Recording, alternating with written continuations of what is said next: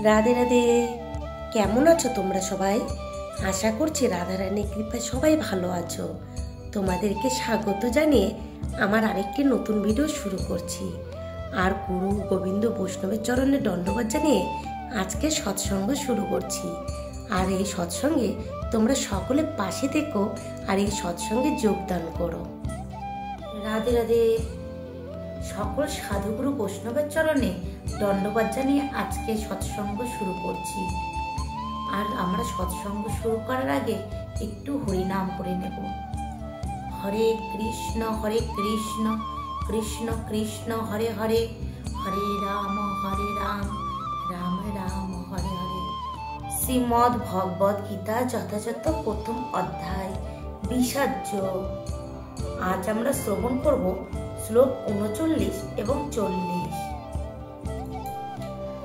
শ্লোক 39। কলক্ষয়ে পনশ্যন্তি কল ধর্মা সনাতনা, ধর্মে নষ্ট কলনকিতস্নম ধর্মঃ বিভবত্যুত। বাংলা শ্লোক। কলক্ষয়ে কলুষিত সনাতন ধর্ম, ধর্ম নষ্টের প্রাদুর্ভাবে হইবে অধর্ম। অনুবাদ।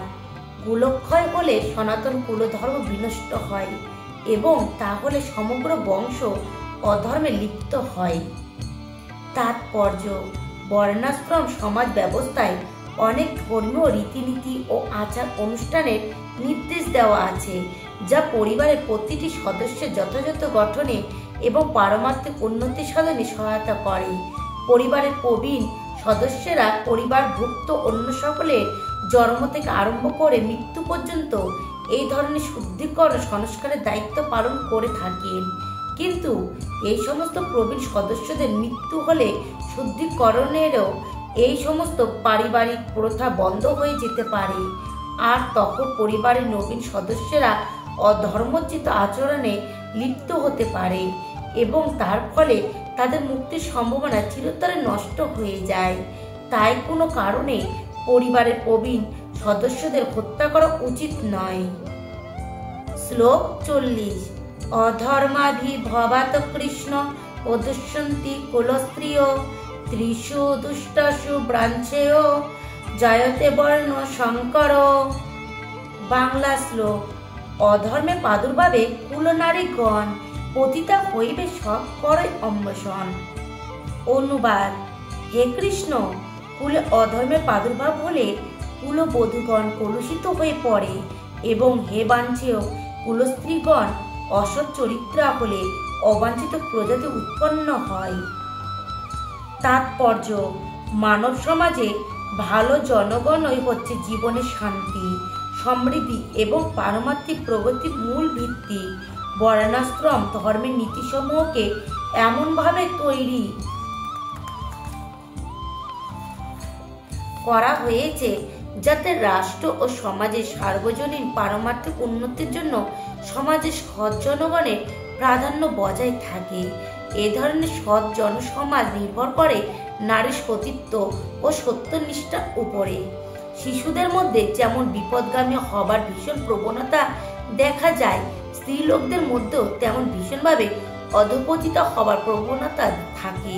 তাই শিশু ও স্ত্রীলোক উভয়ের পরিবারের প্রবীণদের কাছ থেকে সুরক্ষার প্রয়োজন হয়। নানা রকম ধর্মীয় আচার অনুষ্ঠানে নিয়োজিত হলে স্ত্রীলোকেরা বিপদগামী হয়ে ব্যভিচারী হবে না। চাণক্য পণ্ডিতের মতে স্ত্রীলোকেরা সাধারণত অল্প বুদ্ধি সম্পন্ন এবং তাই তারা বিশ্বস্ত নয়। তাই তাদের নানা রকম পারিবারিক ঐতিহ্যবাহী ধর্মানুষ্ঠানে সব সময় নিয়োজিত রাখা উচিত। আর তার ফলে তাদের সতীত্ব ও ভক্তি বর্ণাশ্রম পন্থায় অংশগ্রহণের যোগ্য সৎ মানুষের জন্মদান করবে। বর্ণাশ্রম ধর্ম ব্যর্থ হলে স্বভাবত স্ত্রীলোকেরা অবাধে পুরুষদের সঙ্গে মেলামেশা করার জন্য সুযোগ পেয়ে যায়।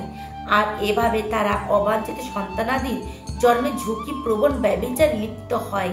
দায়িত্ব জ্ঞানহীন পুরুষদের জন্য সমাজে ব্যভিচার প্রকট হয়ে উঠলে যুদ্ধ ও মহামারী ঝুঁকিপূর্ণ অবাঞ্ছিত মানুষে সমাজ ছেয়ে যায়। আর গীতা পাঠের পর আমরা গীতার 18 নাম এটি শ্রবণ করব আর স্মরণ করব। গঙ্গা, গীতা, সাবিত্রী, সীতা, সত্য, পতিব্রতা, ব্রহ্ম বলে ব্রহ্মবিদ্যা, ত্রিশূন্য মুক্তি গেয়িনী, অর্ধমাত্রা, চিদানন্দা, ভগ্নী, ভান্তি নাশিনী, বেদত্রয়ী, পরানন্দা, তদত্ত জ্ঞান মঞ্জুরি। এই পূর্ণ নামাবলী নিত্য স্থিরচিত্ত জবে যে নিত্য জ্ঞান সিদ্ধি অন্তে মুখ্য পদ পাইছি। আজকের গীতা পাঠ আমি এখানে বিশ্রাম রাখছি। সাধু সঙ্গ সর্বশাস্ত্রে কয়, লবমাত্র সাধু সঙ্গ সর্বসিদ্ধি হয়। এই মতো সাধু সঙ্গ করুন আর কৃষ্ণ কথা শ্রবণ করুন আর বদন ভরে হরি হরি বলুন। হরি বল, হরি বল, হরি বল। আমার এই গীতা পাঠে যদি কোনো ভুল ত্রুটি হয়, কোনো রসবাস হয়ে থাকে, কৃপা করে জ্ঞানীগণ, বৈষ্ণবগণ, সাধুগণ, ভক্তগণ সকলে ক্ষমা মার্জনা করবে। আজকের সৎসঙ্গ এখানে বিশ্রাম রাখছি।